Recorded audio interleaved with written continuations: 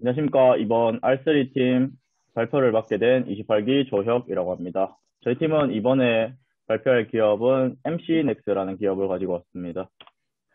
목차는 다음과 같은 순서로 발표를 진행하겠습니다. 먼저 기업 개요입니다. 주식 정보와 주주 구성은 다음과 같습니다.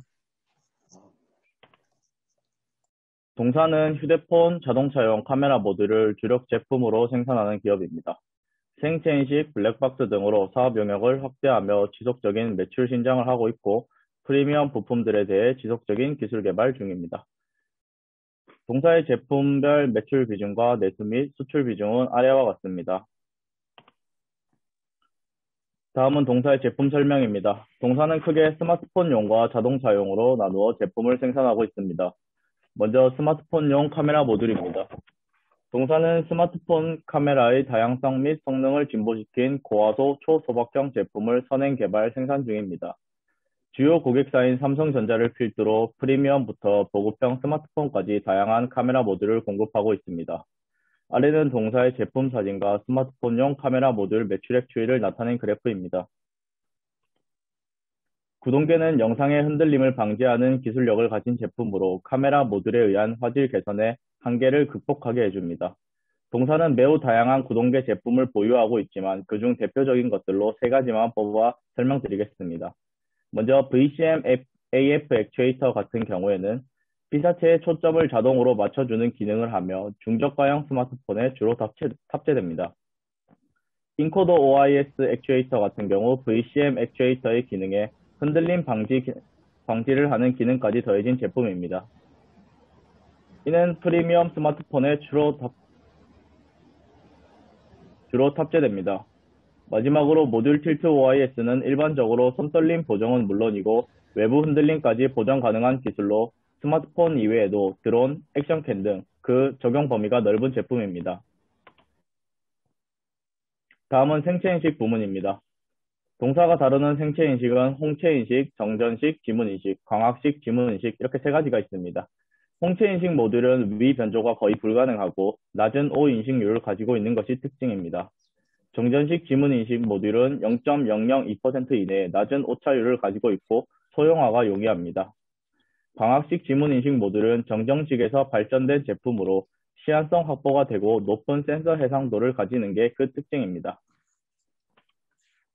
다음은 동사의 자동차용 카메라 모듈 부문입니다. 동사는 자동차에 탑재되는 다양한 카메라 모듈을 생산하고 있습니다. 최근 안전에 대한 관심이 높아지면서 자동차에 필수적으로 카메라가 탑재되고 있고 동사의 제품이 많은 주목을 받고 있습니다.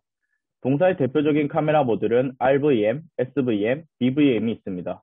RVM은 후방 영상을 보여주는 모니터이고 SVM은 주변 360도를 보여주는 모니터, BVM은 SVM과 RVM의 사각지대를 보여주는 모니터입니다.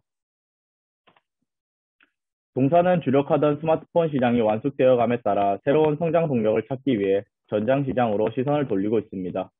이를 위해 다양한 기술들을 개발 및 보유하고 있는데 대표적인 기술 몇 가지를 소개해 드리겠습니다. DSM은 얼굴 인식 엔진 기술을 활용해 운전자의 졸음 상태를 파악하는 기술이고 LDWS는 차선 이탈을 방지하기 위한 기술이고 조향 연동은 헤드라이트가 핸들 방향을 따라 움직이는 기술입니다. 동사는 이러한 안전에 직결되는 기술들을 동력 삼아 지속적으로 성장할 전망입니다. 이 기술들을 탑재한 차량으로는 대표적으로 아래의 차량들이 있습니다. 다음은 자동차용 카메라 모듈은 크게 CCD 센서와 CMOS 센서로 나뉩니다. 간단하게 특징을 설명해 드리면 CCD는 직렬 연결 방식으로 화질 및 감도가 우수하지만 가격이 비싸고 전력 소모량이 높은 것이 단점입니다. CMOS 같은 경우 화질과 감도가 상대적으로 떨어지긴 하지만 가격이 더 저렴한 것이 장점입니다. 동사는 기존에는 화질에 중점을 두고 CCD 제품으로 개발을 시작하였으나 이후 가격 경쟁력 강화를 위해 CMOS 제품을 연구 개발하여 화질을 개선하고 고화질의 CMOS를 사용하고 있습니다. 마지막으로 블랙박스입니다. 동사는 전장용 SQ 인증 업체로서 전장 품질 수준에 준하는 품질 및 내구성을 확보한 블랙박스를 개발하였습니다. 또한 차선 이탈 경보 기능, 앞차 출발 알림 기능 등의 지능형 운전자 보조 시스템 기능을 탑재한 경쟁력 있는 제품을 생산하고 있습니다. 전장용 XQ 인증은 우측의 내용과 같습니다. 동사는 SQ 인증을 받게 됨으로써 품질과 신뢰성을 인정받게 되었습니다. 비즈니스 모델입니다. 동사는 B2B와 B2C 두 가지 방식으로 제품을 판매하고 있습니다. 먼저 대부분을 차지하는 B2B 방식으로는 휴대폰 제작업체와 완성차 제작업체에 제품을 납품하고 있고, 예외적으로 블랙박스의 경우 B2C 방식으로 자사 브랜드인 아이클론을 통해 판매하고 있습니다. 동사의 주요 고객사는 아래와 같습니다. 특징적으로 삼성전자 같은 경우 20년 기준 82%, 현대차 그룹이 11%로 높은 매출 비중을 차지하고 있습니다. 재무 분석입니다. 동사의 매출은 꾸준한 우상향 그래프를 그리고 있고 부채 비율 또한 꾸준한 우향향 그래프를 그리고 있는 걸로 매우 건전한 재무 상태를 보여주고 있습니다. 영업이익과 당기순이익의 경우 2020년도에 원가 상승률 등의 이슈로 잠깐 주춤했지만 다시 정상화로 돌아서고 있습니다. 이 부분에 대해서는 뒤에 리스크에서 좀 더 자세히 설명해 드리겠습니다. 동사는 판관비의 대부분을 연구개발비로 지출하며 원가 절감과 기술 개발을 위해 힘쓰고 있습니다. 다음은 산업 분석입니다. 동사가 속한 스마트폰 시장은 작년 코로나로 인해 줄었던 수요가 다시 정상화되면서 전년 대비 7.8% 증가할 것으로 전망됩니다. 또한 신흥시장의 스마트폰 보급률이 높아지며 시장 전체 파이가 증가할 전망을 보이고 있습니다.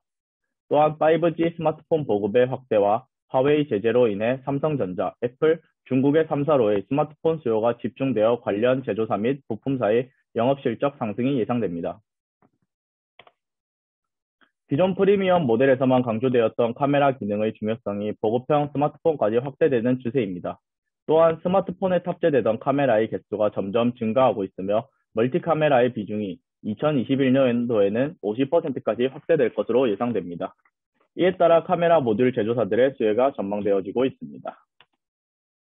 자율주행 자동차 시장은 2025년도까지 연평균 성장률 12%로 260억 달러의 규모까지 성장이 예상됩니다. 이에 따라 자율주행차의 필수적인 부품인 카메라 시장에도 큰 성장이 기대됩니다. 또한 자율주행차로 전환되면서 완성차에 탑재되는 카메라의 개수가 기존에는 1개에서 7개에서 8개까지 증가될 것으로 전망됩니다.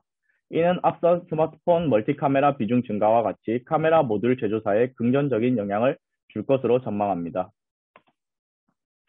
자동차가 자율주행하기 위해서는 차량 스스로 상황을 인지, 판단하여 기계 장치를 제어하는 기술이 필요합니다.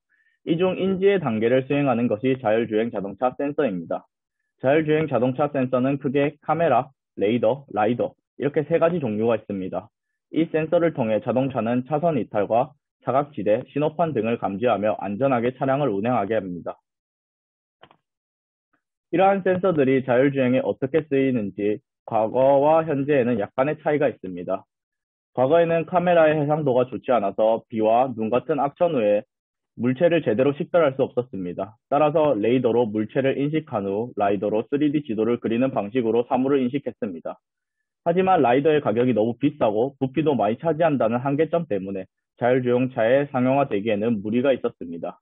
이후 기술의 발전으로 카메라의 해상도가 좋아지면서 악천 후에도 물체 식별이 카메라만으로 가능하게 되었고 원근감 파악도 가능하게 되었습니다. 따라서 요즘은 라이다를 배제하고 카메라와 레이더 부품만으로 자율주행 인식 기능을 수행하는 기술들이 많이 등장하게 되었습니다. 레이더는 카메라처럼 정확하게 물체의 형상을 파악하는 것이 힘들어 카메라를 주 인식 장치로 사용하고 레이더는 보조 인식 장치로 사용하는 카메라 위주의 자율주행 인식 센서가 자율주행차에 탑재되고 있습니다. 따라서 자율주행 시장의 성장에 따라 여러 센서 중 카메라의 성장이 가장 두드러질 것으로 전망됩니다. 다음은 투자 포인트입니다. 첫 번째 투자 포인트는 삼성전자향 카메라 모듈 매출의 안정적인 성장입니다. 동사는 스마트폰용 카메라 모듈을 대부분 삼성전자에 판매하며 안정적으로 높은 매출을 확보하고 있습니다. 삼성전자는 중저가형 스마트폰의 차별화를 위해 카메라에 손떨림 방지 기능을 추가하고 쿼드 카메라 등을 탑재하는 프리미엄 전략을 실행하고 있습니다. 이에 따라 동사가 납품하는 카메라 모듈의 개수와 단가는 높아질 것으로 보입니다. 아래 왼쪽 자료를 보시면 21년 A 시리즈 카메라 모듈 출하량이 5억 6,200만 대로 전년 대비 41% 증가한 것으로 전망된다는 것을 알 수 있습니다. 또한 갤럭시 A 시리즈의 OIS 탑재율이 20년 13%에서 21년 38%까지 증가할 것으로 전망됨에 따라 동사의 매출 상승을 기대할 수 있습니다. 이러한 삼성전자의 중저가형 스마트폰 시장 공략은 미국 제재로 인한 화웨이 시장의 점유율 이탈분을 확보하기 위함입니다. 이에 더불어 20년 코로나로 인한 시장 침체가 일부 극복되면서 삼성전자의 스마트폰 출하량이 전년 대비 17% 증가한 3억 대 수준으로 회복할 것으로 기대되며 동사 역시 그 수혜를 얻을 것으로 보입니다. 두 번째 투자 포인트는 전장업체로의 변신 가속화입니다. 동사는 국내 차량용 카메라 모듈 시장 점유율 80%를 차지하며 국내 1위, 글로벌 5위에 위치해 있습니다. 특히 자동차 브랜드 순위 글로벌 5위인 현대그룹차 1차 벤더로 선정되어 그랜저, 제네시스 등 모든 프리미엄 차종의 카메라 모듈을 공급하며 전 세계적으로 그 기술력을 인정받고 있으며 현재 출시 이후 완판 행진 중인 전기차 아이오닉 5에도 자율주행 카메라 모듈과 전기차 부품을 납품하고 있습니다. 또한 동사가 현재 1차 벤더로 있는 현대차 그룹은 왼쪽 아래와 같이 지속적으로 전기차와 자율주행차를 출시할 예정입니다. 이에 따라 동사의 매출 상승을 기대할 수 있고 이를 통해 점점 차량용 카메라 매출 비중을 높여가며 본격적으로 전장업체로 변신해 나갈 전망입니다. 세 번째 투자 포인트는 전장사업 분야의 높은 시장 성장성입니다. 동사는 차량용 카메라 모듈 매출 비중을 늘려가며 스마트폰에서 전장 사업으로 시각을 돌리고 있습니다. 전장 사업은 전기차와 자율주행차의 시장 성장에 발맞추어 가파르게 성장할 것으로 전망됩니다. 환경보호 정책, 기술 발전으로 전기차 시장 점유율이 증가하고 있고 내연기관에서 전기차로 대체되면서 자율주행 기술 또한 빠르게 자리 잡고 있습니다. 이러한 전장 사업은 안전성, 신뢰성의 문제로 시장 진입 장벽이 다소 높은 편입니다. 하지만 동사는 빠른 시장 진입을 통해 전장 카메라 시장에서 높은 점유율을 차지하고 있기 때문에 이를 통해 높은 수준의 매출 성장을 달성할 수 있을 것으로 보입니다. 네 번째 투자 포인트는 동사의 자율주행 관련 기술 경쟁력입니다. 앞서 말씀드릴 자율주행차와 전기차 시장의 성장세가 두드러짐에 따라 동사는 자율주행차와 전기차에 들어가는 카메라 모듈 분야에서 우위를 선점하기 위해서 지속적으로 기술을 개발하고 있습니다. 아래의 자료는 동사가 보유한 자율주행 관련 기술을 보기 쉽게 나타낸 것입니다. 전기차와 자율주행차 보급이 늘어남에 따라 이러한 기술력들을 동력 삼아 큰 매출 성장을 이룰 수 있을 것으로 전망됩니다. 동사는 2017년부터 2021년까지 국책 사업인 자율주행차 핵심 기술 개발 사업 주관 기관으로 선정되기도 하며 그 기술력을 인정받고 있습니다. 앞서 보여드린 동사가 보유한 자율주행 관련 기술력 중 가시화된 두 가지를 설명드리겠습니다. 우선 첫 번째로 미러리스 카메라 기술입니다. 동사는 사이드 미러에 비해 넓은 시야각 확보, 그리고 연비 절감의 효과를 가져오는 미러리스 카메라 기술을 개발했습니다. 이를 국내 최초로 현대 아이오닉 5의 디지털 사이드 미러에 탑재해 그 기술을 상업화하였습니다. 두 번째는 듀얼 센싱 카메라 기술입니다. 동사는 멀티 카메라 기술 선도 기업인 코어포토닉스와의 협력을 통해 듀얼 센싱 카메라 기술을 개발하였습니다. 이를 통해 측면 방향 사물 인지가 어려운 기존 자율주행 카메라의 한계를 극복하여 자율주행 레벨 3 성능을 구현했습니다. 마지막 투자 포인트입니다. 해외 고객사 다변화 가능성 관련 이슈들입니다. 먼저 코스피 이전 상장 이슈입니다. 동사는 코스피 이전 상장을 통해 기업 인지도와 신뢰도를 강화해 글로벌 고객사 확보를 노릴 예정입니다. 또한 신규 고객사를 위한 새로운 생산 라인을 증설한 이슈입니다. 아래 좌측 자료에서 볼 수 있듯이 해당 생산 라인은 독점 생산 라인을 원한 애플을 위한 것이라는 썰과 늘어난 차량용 모듈 수요에 대응하기 위한 추가 캐파 증설이라는 설이 있습니다. 이 둘 중 어떤 게 사실이든 간에 추가적인 고객사가 확보될 수 있다는 것과 캐파 증설로 인해 매출이 증가할 것이라는 것은 긍정적으로 볼 수 있습니다. 마지막으로 현대차의 아이오닉 5와 며칠 전 출시한 기아의 EV6가 전 세계적으로 좋은 반응을 얻으며 전장업체로서의 글로벌 인지도를 확대하게 되었습니다. 글로벌 5위인 현대차 그룹의 1차 벤더로 있는 동사는 추가적인 해외 고객사를 확보할 수 있는 충분한 여력을 갖고 있는 것을 알 수 있습니다. 다음은 리스크입니다. 원재료비 상승 및 감가상각비 증대로 인해 2020년 영업이익이 47% 하락하였습니다. 원재료비의 경우 스마트폰 카메라의 스펙이 향상되고 있고 다양한 부가 기능이 추가되면서 제품의 원가가 상승하고 있는 추세입니다. 또한 감가상각비 증대의 경우 2019년 하반기에 진행된 베트남 3 공장 준공을 통한 생산 능력 확충에서 비롯되었습니다. 하지만 21년 스마트폰 카메라 모듈 출하량 증가분이 원가 상승률을 일부 상쇄할 수 있을 것으로 전망되어 수익성이 개선될 수 있을 것으로 예상됩니다. 또한 원가 절감을 위해 베트남 공장 이전, 구동장치 내재화 등 다양한 노력을 하고 있습니다. 마지막 밸류에이션입니다. 밸류에이션은 주가 대비 순이익을 기업의 가치로 판단하는 PER 방식을 사용하였습니다. 본팀은 동사의 매출액을 모바일용 카메라 모듈, 구동계, 생체인식, 차량용 카메라 모듈, 기타 매출로 각각 나누어 추정했습니다. 먼저 모바일용 카메라 모듈 매출 추정입니다. 2021년 삼성전자 스마트폰 출하량 증가치를 우선적으로 반영하였습니다. 21년에는 화웨이 세태 반사 이익과 코로나로 인한 타격 회복 등으로 인해 전년도 대비 17% 정도의 출하량이 증가될 것으로 전망하였습니다. 21년 이후 25년까지는 17년도의 출하량 수준인 3억 1천만 대까지는 회복할 것으로 전망하여 매년 동일하게 나누어 그 증가치를 반영했습니다. 위와 같은 증가치를 반영할 때는 삼성전자향 매출 비중을 고려했습니다. 삼성전기의 시장 진입으로 인해 삼성전자향 매출 비중이 감소할 것을 일단 전망하여 21년부터 감소된 비중인 88.7%를 고정하였습니다. 비삼성향 출하량은 크게 변화가 없을 것으로 전망하여 20년 수치를 고정했습니다. 이러한 가정들을 통해 산출한 모바일 카메라 모듈 매출액은 아래 표와 같습니다. 두 번째는 구동계 매출 추정입니다. 구동계 역시 삼성전자 출하량의 증가에 영향을 받을 것으로 전망하여 앞선 스마트폰 카메라 모듈 매출 추정 성장률과 동일하게 설정하였습니다. 거기에 더해 21년부터는 삼성전자가 중저가 라인업의 손떨림 방지 기능인 OIS 탑재율을 지속적으로 증가시킬 것으로 전망하여 이에 해당하는 800억의 프리미엄을 부과하였습니다.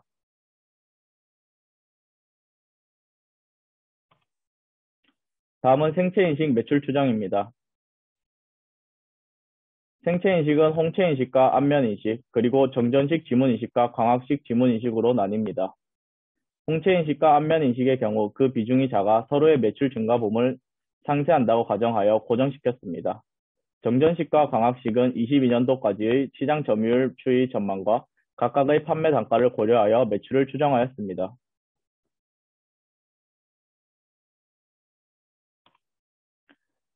다음은 자동차용 카메라 모듈 매출 추정입니다.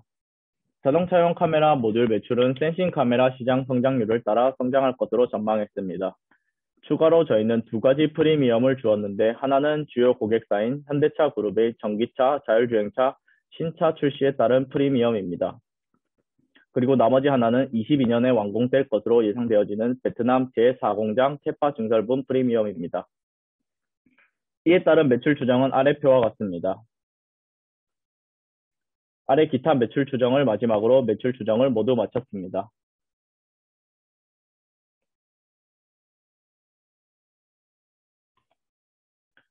총 매출 합계는 다음 자료와 같습니다. 총 매출 21년 1조 6,325억, 25년 1조 8,675억까지 증가할 것으로 전망됩니다.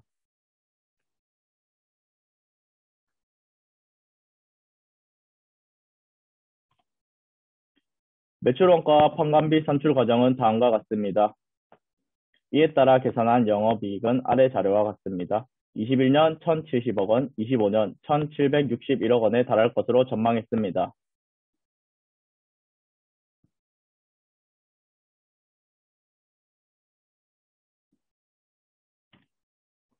금융손익 및 기타 손익 추정 과정은 다음과 같습니다.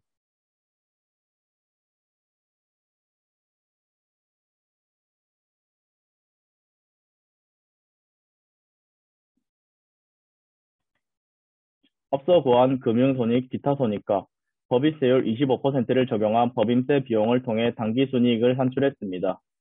2021년에는 803억 원, 2025년에는 1,322억 원까지 당기순이익이 증가할 것으로 전망하였습니다.